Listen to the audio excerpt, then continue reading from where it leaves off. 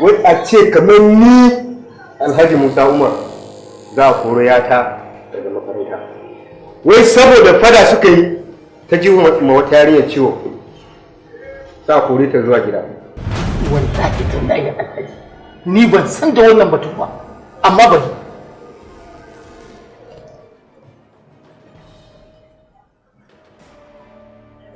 Hello Suleiman, don Allah ka zo nan maza.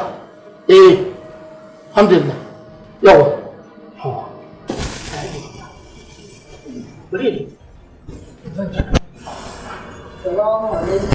Wa alaikum assalam.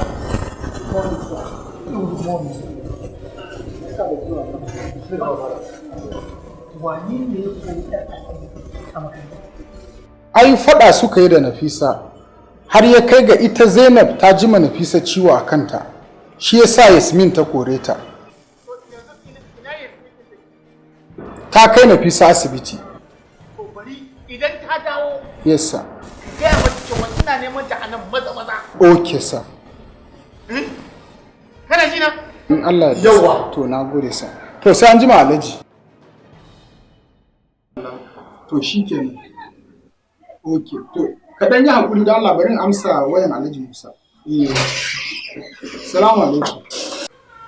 Hello? Salamu alaikum. Alhaji Musa Umar ne. Alhaji. Wai me ke damun ku ne naga kun koro min yarinya na Zainab daga makaranta? A'a ban kore su ba.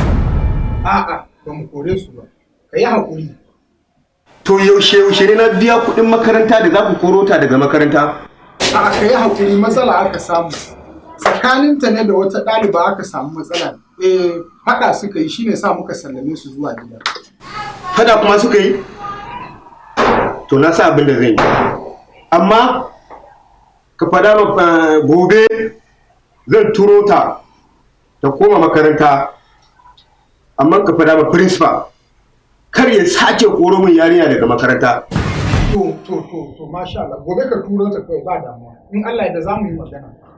Muddin idan ya koro ta daga makaranta wallahi tallahi zan cire yarinya na daga makaranta kuma ran shi zai baki saboda ban da mutunci a garin nan kowa ya sani. Yawwa.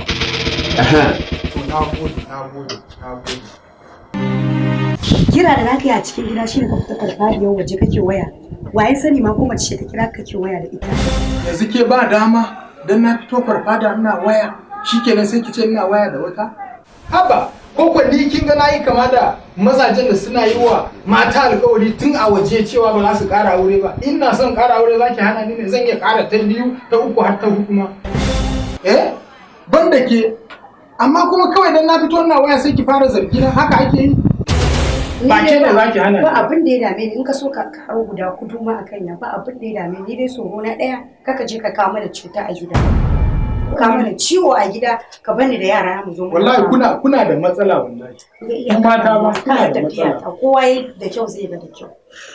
Mata ba Allah ya tsare. Allah ya kiyaye. Kai. Allah.